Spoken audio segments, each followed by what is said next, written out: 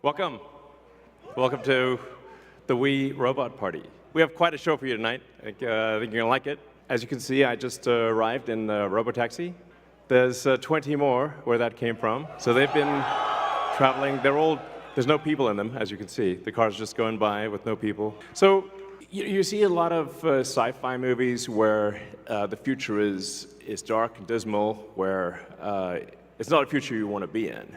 You know, like, I love Blade Runner, but I don't know if we want that future. I think we want that duster he's wearing, but not the bleak apocalypse. We want to have a fun, exciting future that if you could look in a crystal ball and see the future, you'd be like, yes, I wish I could be there now. So when we think about transport today, there's a lot of kind of pain that we take for granted that we think is normal, like having to drive around LA in like 3 hours of traffic. Yeah, and for people that live in LA, I mean, you know, try to get from Pasadena to El Segundo during rush hour. It's like you can fly to another city faster than you can get to cross town LA. And you have to drive the whole way. Unless you're in a Tesla, of course. Our Tesla already does quite well at this supervised self-driving. So supervised full self-driving is actually working quite well.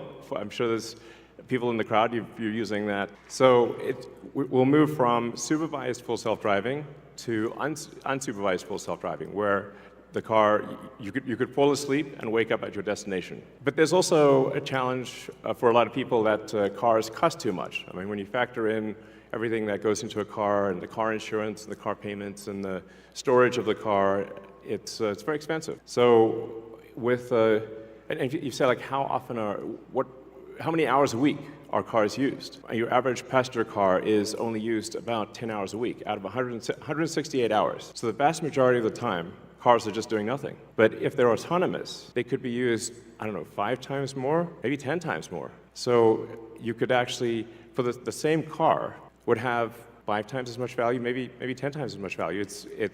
There's 168 hours in the week, and like I said, only 10 of them are used for driving. So, and then a bunch of those hours are looking for a parking spot. With autonomy, you get your time back.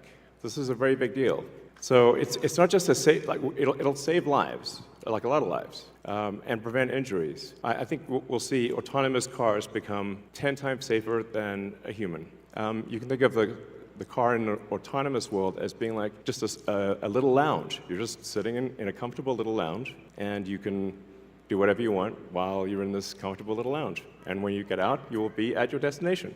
So, in fact, I think the cost of autonomous transport will be so low that you can think of it like individualized mass transit.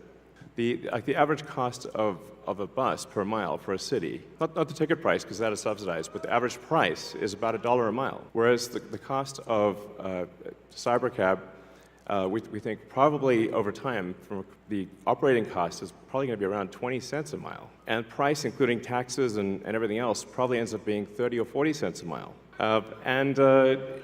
We expect the cost to be below $30,000. And I think there'll be an interesting business model where, like, let's say somebody is an Uber or Lyft driver today, where they can actually sort of manage a fleet of cars and sort of manage, I don't know, 10, 20 cars, and just sort of take care of them like a shepherd tends their flock. I think that'd be pretty cool. I think it's going to be a glorious future. It's going to be really something special. We do expect actually to start fully autonomous, unsupervised FSD in Texas and California next year. That's with the Model 3 and Model Y. And then we expect to be in production with the CYBERCAB, which is highly optimized for autonomous transport. Well, I tend to be a little optimistic with timeframes.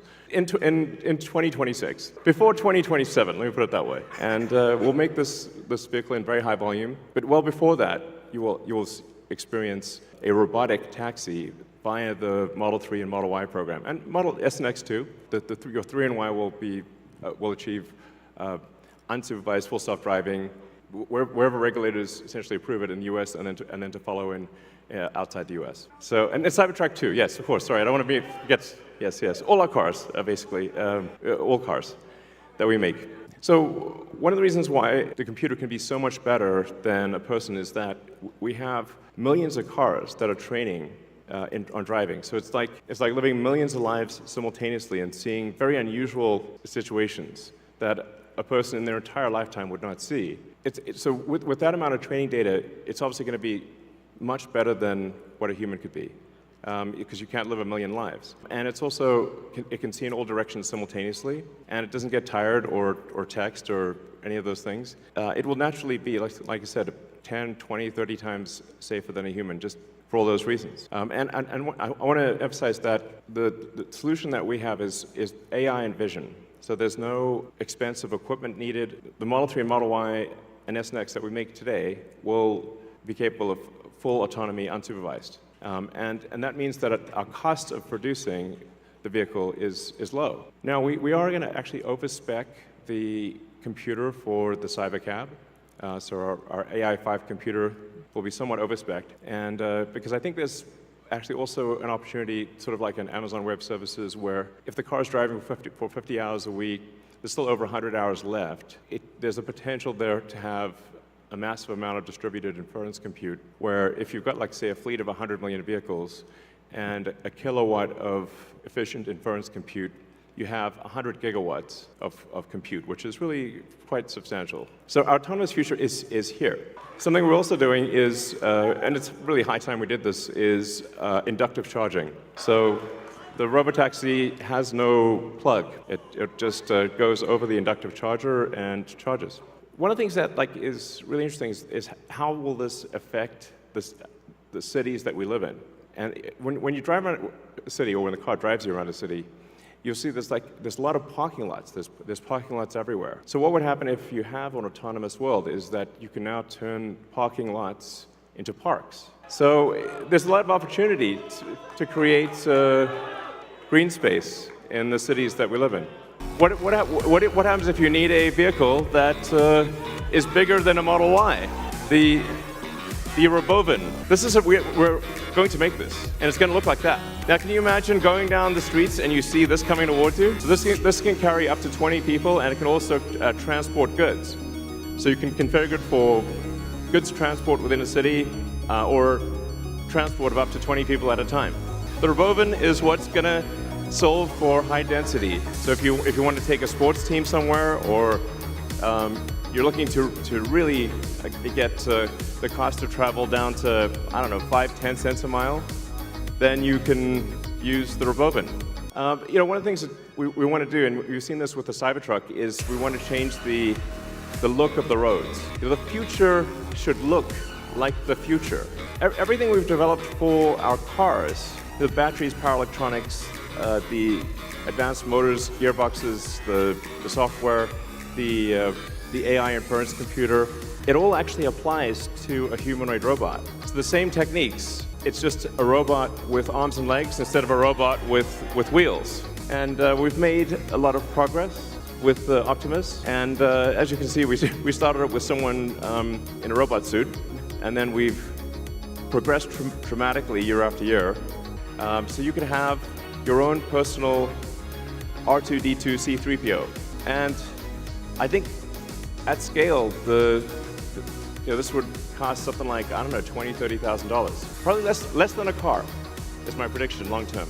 So, and what can it do? It can do anything you want. So it can be a teacher, babysit your kids, it can walk your dog, mow your lawn, get the groceries, just be your friend, serve drinks, whatever you can think of. And I think this will be the biggest product ever of any kind.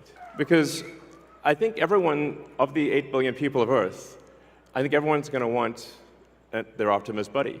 And there's going to be maybe two. And then they'll be producing products and services. I predict, actually, provided we address risks of digital superintelligence, 80% probability of a good outcome. The cost of products and services will decline dramatically. Basically, anyone will be able to have any products and services they want. It will be an age of abundance, the likes of which people have almost no one has envisioned. It'll be something special. Let's party!